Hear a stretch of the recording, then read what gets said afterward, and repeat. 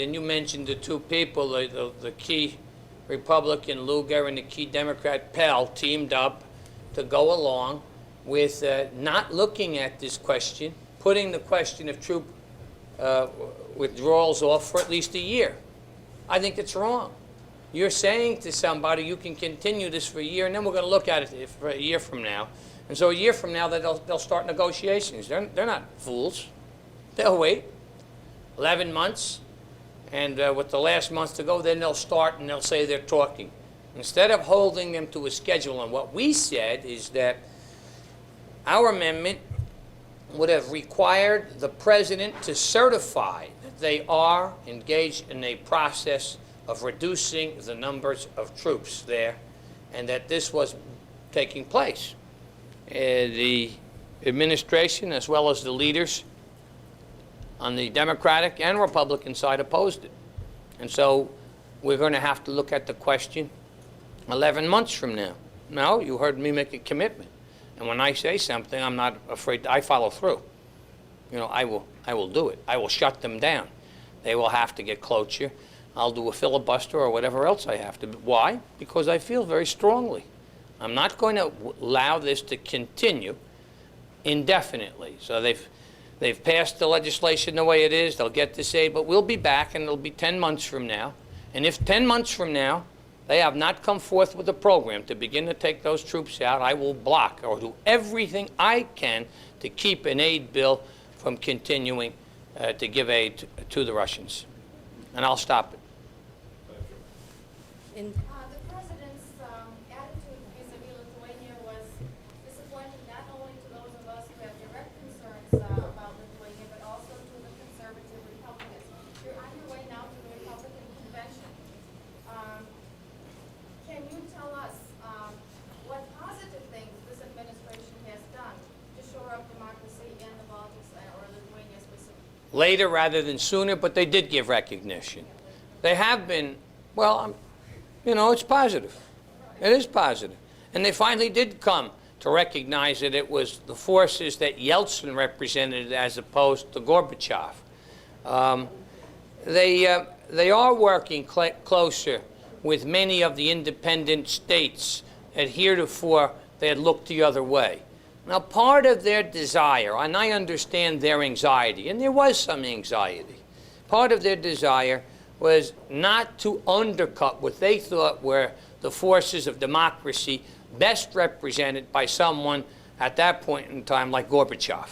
Their feeling was that if they were to have given immediate recognition to the Baltics, to the other areas, Ukraine, etc., that they would be undercutting Gorbachev. They moved. They finally recognized it. I'm not going to defend them. I'm going to say I didn't hear, with the exception of some members who represent large ethnic communities out there championing the cause of freedom. I don't think that our Congress distinguishes itself. I don't think it distinguishes itself. I think the defining moment, by the way, as we have to deal with right now, and one that has great ramifications for all of the ethnic communities, is what's taking place in what used to be Yugoslavia. If we don't step in and assert ourselves on an international basis, then this kind of conflict is going to be given greater license. The nonsense of saying, oh, we don't want a Vietnam, is that to mean that whenever we have an aggressor and it may require the commitment of some force, that you would throw up that same argument? No one says send 500,000 land troops over there, but I have to tell you, there are targets, economic targets, that will make life a lot more difficult in Belgrade. And today we talk about Belgrade and Yugoslavia. Tomorrow we can be talking about another region that involves ethnic communities that we are vitally concerned with. And we had better not forget that the world will be looking at this as a defining moment in history as to whether or not we're really going to practice a new world order, where people will be held accountable for their acts. One of our problems in taking on Saddam Hussein was the fact, and I said it early on, that we should not stop unless and until he was turned over to be tried as a war criminal. He was a war criminal. And the same is true here. You cannot allow these petty dictators or these authoritarian power to start this kind of killing and then run up a white flag and we have a truce and all's forgiven. This is madness. Absolutely madness. So I think it's more than an administration. It's the world community. Obviously, this government, I think, has the leading role and the leading responsibility in the world community to help define and to give strength to more than just lip service about freedom and about human rights. When I spoke to James Baker, he said that the Russian aid will be $24 billion, but for the Baltics there is a separate package over and above that $24 billion. Do you know about that package? I don't know the details of it. I could get it for you, but let me say this to you. It is not $24 billion as such. It is about $900 million or $800 million that comes from the United States leveraging the international banks and financing mechanism, the IMF, which then creates this pool of money that over a period of time will translate into the billions that you've talked about. So I want you to know it was not the taxpayers putting up $24 billion. Our commitment was something less than $900 million. We also are very concerned, and one of the things that I will be pushing for is an economic opportunity private investment corporation to provide and to help as a vehicle to get more money and to fund it at a much higher level, private sector dollars, and to encourage them to flow into the Baltics over and above what OPIC is doing now. I believe that it can help make billions available in the private capital system of this country and the world community into the Baltics. Up until U.S. Embassy was established in Lithuania, I had 5 relatives visiting me. Yeah. Now suddenly, I have invited 2 young girls to visit me, and their visas were denied. Why? I have no idea, but if you give Jonas that information, I will find out. I cannot understand why, but I'll find out. If it's a new policy, has anybody else experienced that kind of change? Their argument is that they might come here and eventually remain in America. That's the argument for everybody. That's all the argument. Sure. That's all the Soviet. Thank God my grandparents didn't listen. Senator, it appears that it's quite prevalent. Is it? Yes. Let me, if you give me a couple of examples, then I will press with the State Department to ascertain why, and we'll do something about it. But I have to, so I'm going to ask Jonas to get that information. I happen to be a physician and guarantee all maintenance, and I think that's an area. Yeah. Yet, it's very high. Well, I'm not disputing it. I want them to justify to me why this is happening. Obviously, it's taking place in more than just this case. So let's see what we can do. Get them to change that. How are you doing, Senator? I'm doing good. Okay. How are you More doing? questions? Let's go have a drink. Okay.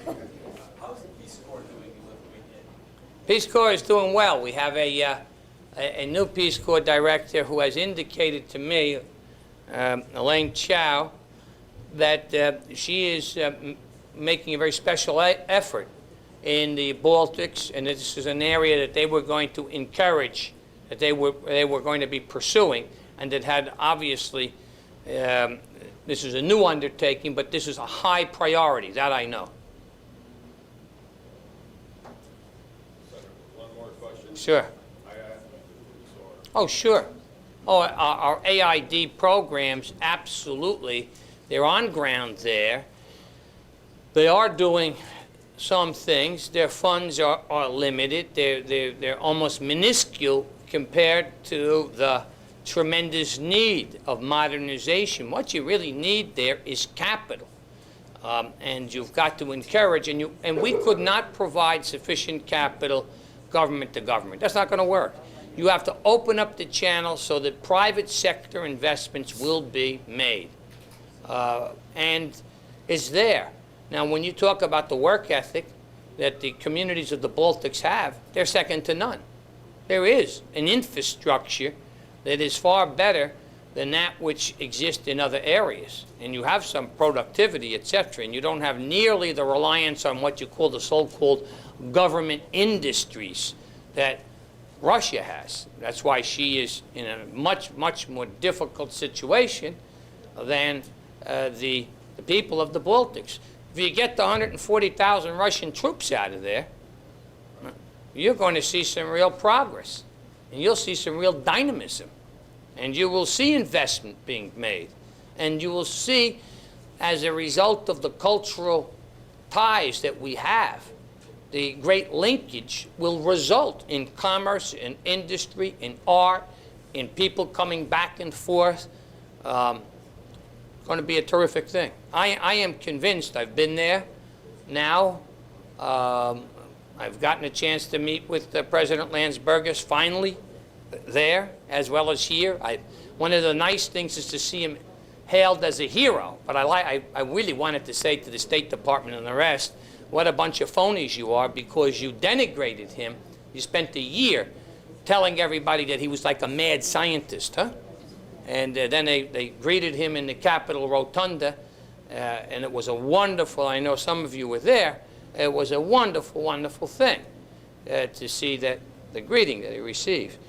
But I feel much more sanguine about Lithuania and the Baltics as it relates to their future and their economic development and prosperity. They have problems, you know they have problems. Sponsor, catch-22. Until the troops are out, business. Question for you, Senator. And pardon me, I think that after Mr. DeVekas and your answer, perhaps we'll go and take a break and a drink. Good. A lot of drinks. Senator, I get your informational letters on a regular basis. I do appreciate, I do share with my staff that sometimes they are publications also. So I thank you very, very much for daily on a regular basis. Senator, I do have two questions. Question number one, do you happen to know where Democratic candidate Bill Clinton stands on the mover? Did he ever state his position? And question number two, do you ever contemplate running for president? Because if you do, I'll work for you day and night. Let me take the easy one first. I'm fighting for my life to be senator again. And I'm going to win. I'm going to run against Geraldine. She's going to be my opponent. You know who I mean. This is the year of the woman, they say. I believe that to be the case. My daughter will have another baby. She's a wonderful woman, and there will be many women who will have successes, but not Geraldine. So, but I will not run for president. Senator, I don't think I'm going to run for any other office. I like being a fighter. I'm an advocate. I'm not a diplomat. You may not agree with me on everything, but I was elected to be a fighter for the things that I thought were important, that are important to my constituents. And I think I've done a good job in maybe shaking some people and getting them to recognize what was right and what was wrong. Clinton, thank you. I think we'll take a break now. I don't know what Clinton's position is, but I have to tell you something. I can't believe that any presidential candidate, whether it be Clinton or Bush, wouldn't say that he wants the troops out. I have to believe, so I'll answer for him. In the spirit of fairness, which doesn't exist in politics, unfortunately, I would say that I could not believe that he wouldn't say the troops should be out.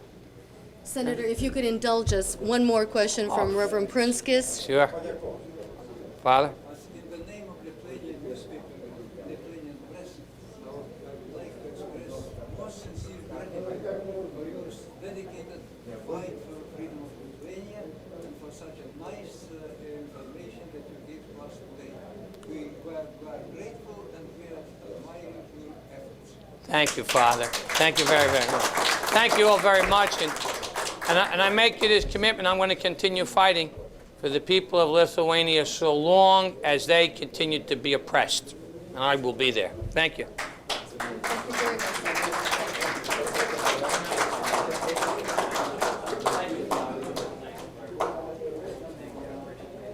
awful people